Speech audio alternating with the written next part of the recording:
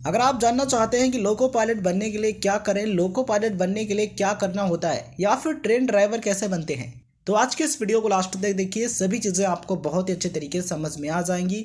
Because आज की इस वीडियो में हम आपको बताने वाले हैं कि लोको पायलट का काम क्या होता है, लोको पायलट बनने के लिए क्या करना पड़ता है, एजुकेशन क्वालिफिकेशन क्या होती है, क्या होनी चाहिए, सिलेक्शन प्रोसेस क्या होता है, एज लिमिट क्या होती है, सारी चीज़ें क्या होती हैं। अगर आप जानना चाहते हैं तो इस वीडियो को लास्ट तक ज़रूर देखिए। सभी चीज़ें आपको बहुत ही अच्छे तरीके से समझ में आने वाली हैं। तो मेरा नाम है प्रदीप मौर्य, आप देख रहे हैं हमारा YouTube channel right info club, जहां पर आपको मिलती है राइट इन्फॉर्मेशन। तो चलिए आज की इस ज़बरदस्त वीडियो की शुरुआत करते हैं और सभी चीज़ों को बहुत ही अच्छे तरीके से आपको बताते हैं।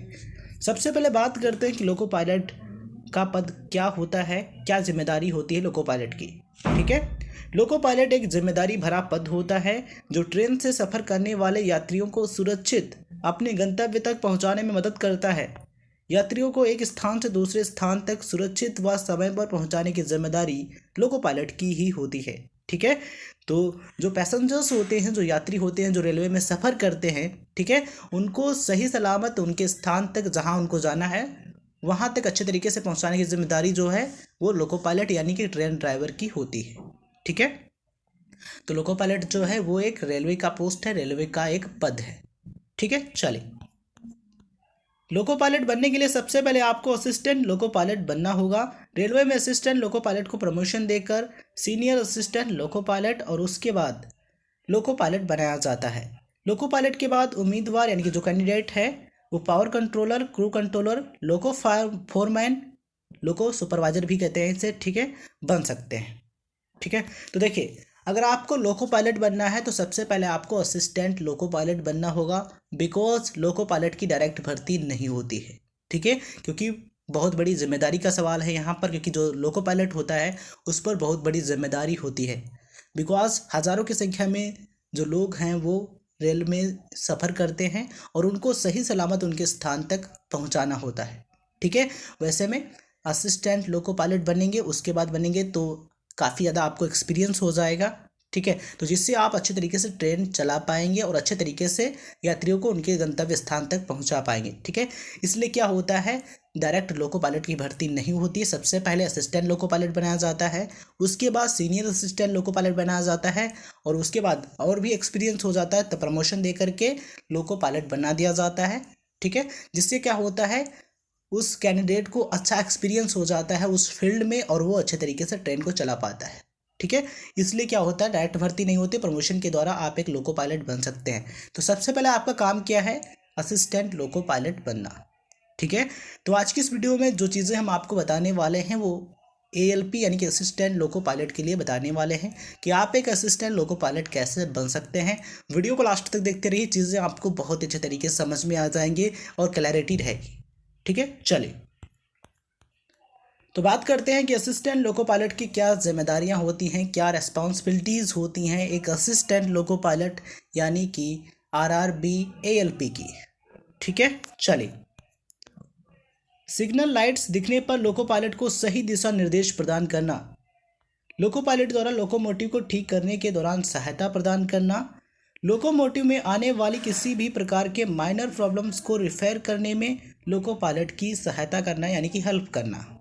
ठीक है, इसके अलावा लोकोमोटिव की दक्षता बनाए रखने, नियमित रूप से लोकोमोटिव की जांच करना, लोकोमोटिव के रखरखाव, सुरक्षा और उत्पादकता को सुचारू रूप से बनाए रखने में मदद करना, लोको पायलट को ट्रेन संचालन में मदद करना।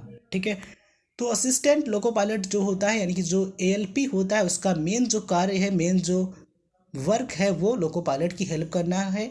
जब लोकोमोटिव जो है, ठीक है, उसको अच्छे तरीके से बनाए रखना, उसमें यदि कोई प्रॉब्लम आती है तो उसको सही करने में मदद करना, और लोको पायलट जब ट्रेन चला रहा होता है उस समय उसके जो अन्य कार्य होते हैं उनमें भी मदद करना जो है वो लोको पायलट का कार्य होता है, जिम्मेदारी होती है। ठीक है, चलिए तो चलिए अब हम बात कर लेते हैं कि लोको पायलट बनने के लिए यानी कि यहाँ पर हम बात कर रहे हैं ALP की असिस्टेंट लोको पायलट बनने के लिए क्या एजुकेशन क्वालिफिकेशंस होनी चाहिए, क्या शैक्षिक योग्यताएं होनी चाहिए। ठीक है, तो अगर आप एक असिस्टेंट लोको पायलट यानी कि ALP बनना चाहते हैं तो उसके लिए आपको 10th कंप्लीट करना होगा।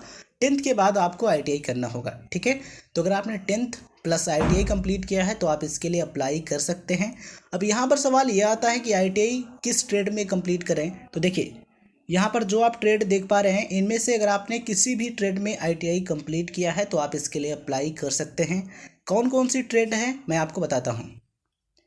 Armature and coil winder, electrician, electronics mechanic, fitter, heat engine, instrument mechanic, machinist, mechanic diesel, mechanic motor vehicle, millwright maintenance mechanic, mechanic radio and TV, refrigeration and air conditioning mechanic. ठीक है, इसके अलावा tractor mechanic, Turner, wireman. अगर आपने इनमें से किसी भी ट्रेड में ITI कंप्लीट किया है तो आप लोको पायलट यानी कि यहाँ पर हम बात करें असिस्टेंट लोको पायलट के लिए, ठीक है, तो असिस्टेंट लोको पायलट के लिए आप अप्लाई कर सकते हैं। इसके अलावा वे कैंडिडेट्स जिन्होंने 3 इयर्स डिप्लोमा कंप्लीट किया है मैकेनिकल में या फिर इलेक्ट्रिकल में या फिर इलेक्ट्रॉनिक्स में या फिर ऑटोमोबाइल इंजीनियरिंग में, वो भी इसके लिए अप्लाई कर सकते हैं। यानी कि जिन्होंने पॉलिटेक्निक कोर्स किया है इनमें से किसी भी ब्रांच में वो भी इसके लिए अप्लाई कर सकते हैं। ठीक है, या फिर आपने बैचलर डिग्री कंप्लीट की है, BTech किया है या फिर BE की है, इनमें से किसी भी ब्रांच में तभी आप इसके लिए अप्लाई कर सकते हैं। ठीक है, तो हमने एजुकेशन क्वालिफिकेशंस की बात कर ली है। अब हम बात करते हैं कि RRB LP का सिलेक्शन प्रोसेस क्या होता है, असिस्टेंट लोको पायलट बनने के लिए चयन प्रक्रिया क्या होती है। ठीक है, तो स्टेप नंबर 1 होता है CBT एग्ज़ाम। सबसे पहले आपको CBT एग्ज़ाम देना होता है। ठीक है, CBT फर्स्ट होता है, उसके बाद आपको CBT सेकेंड देना होता है।